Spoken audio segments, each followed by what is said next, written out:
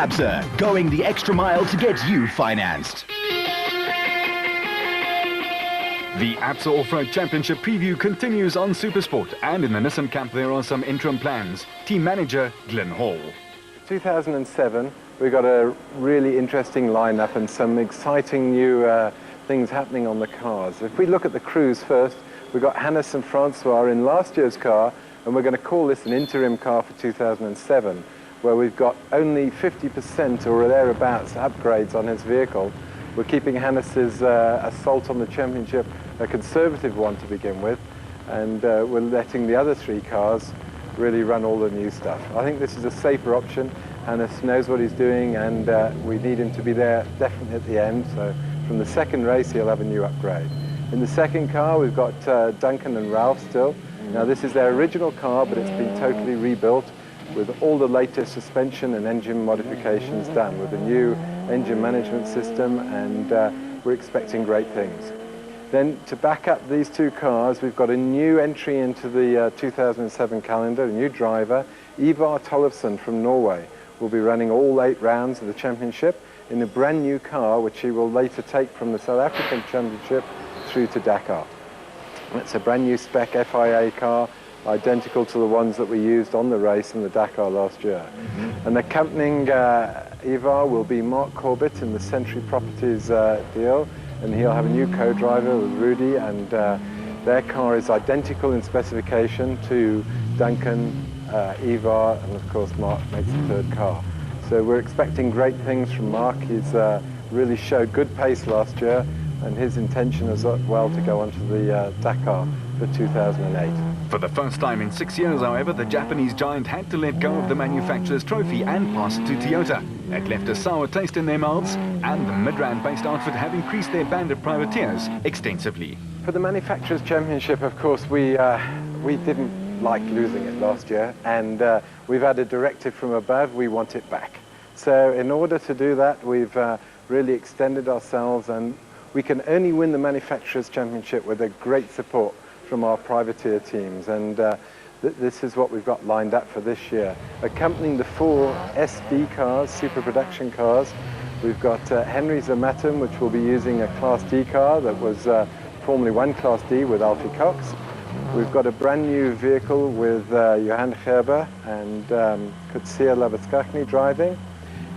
We've got the 2 factory supported cars, or should we say dealer team cars, of BB Auto with Arnold Duplessis and his brother Andre driving the second car, and they contributed many points to us last year.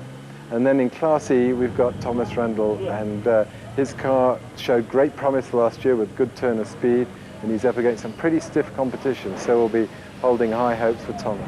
And hopefully the Barden Tyre Services outfit with Rundle at the wheel will not have too many moments such as this one in 2007.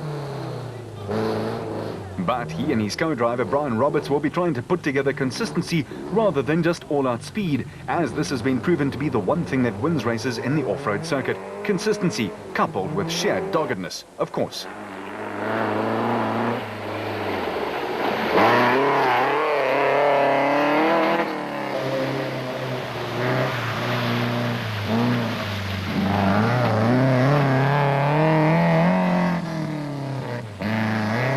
But there's no doubt about it, Rundle has a load of talent. Watch him this year.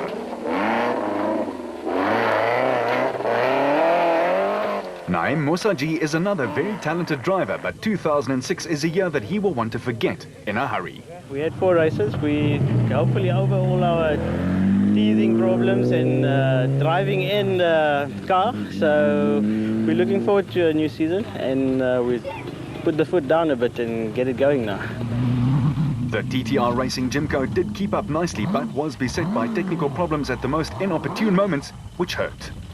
The pace didn't seem too much of a problem for us. We had 1 or 2 good finishes, or fairly good finishes, but we always seem to be having some or other small problem, which then takes time away. So we've had computer boxes that got water in, and okay, we did hit a nice donga, so that did affect us. But other than that, I think we're on the pace, or we're close to the pace.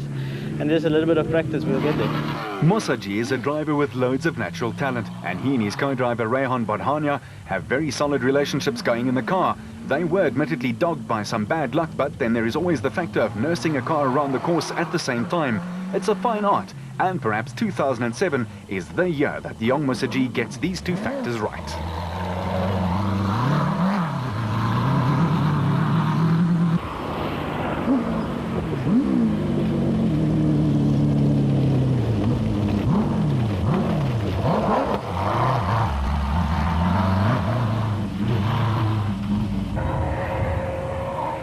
Whatever the case may be, this young man can certainly let it hang out when he has to.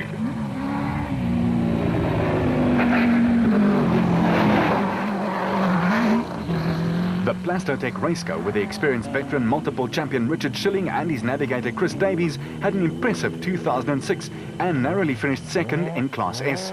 This KG duo should be carefully watched as they make their way in Class in 07.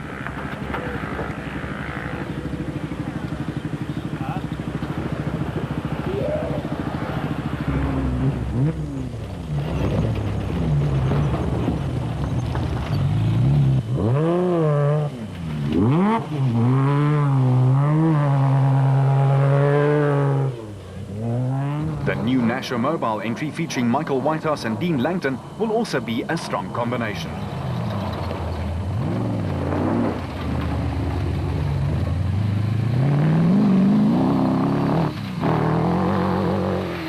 While their stablemate 2005 champion Terence Marsh will have Andre Groenewald in the car with him for company. Marsh is always fast, exacting and deliberate, and he will be tough to beat if things go well on the mechanical front. John Moore and Ashley Thorne in the Leo Connick's car had a solid if unspectacular 06, and if their trend is anything to go by, look to them for a podium finish or two in Class A. Herman Solvalt is a tough competitor, and with his co-driver Mornay Miller should form a very reliable partnership in their Zarco Magnum Chev. Brother Karl Heinz with his navigator Mannekes Helberg will form a potent twosome as well.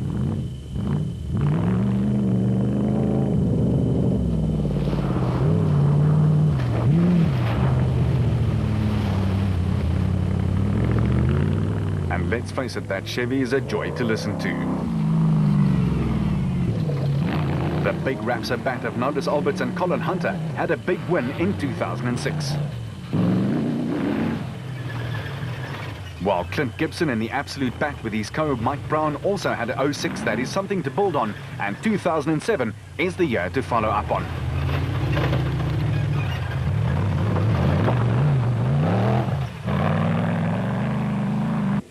Clint's younger brother Glenn has again entered in Class S. In his absolute Aceco with its 3-litre Nissan engine, his learning curve should continue.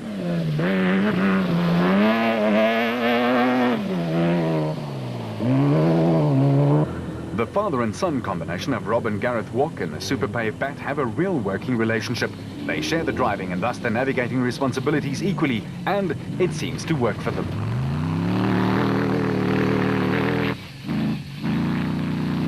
Archie Rutherford and Craig Doubtfire have for the first time stepped up to the plate in Class A, and with all their experience will be a crew closely watched. Also in Class A, up from the S-Class, is Gary Gillingham and his co-driver Peter van Vieren in the Kopenhagen Hotel Super Team. They have a wealth of experience behind them, and it should be good to watch. Well, we sold out the S-Class car and we purchased Nick Harper's class-winning bat. We've worked hard on fitness, we've worked hard on our mental attitude. And yeah, it's now just to go out there and do the thing. We've also joined up with the Kopenhagen Hotel team as we realised we need to be more professional.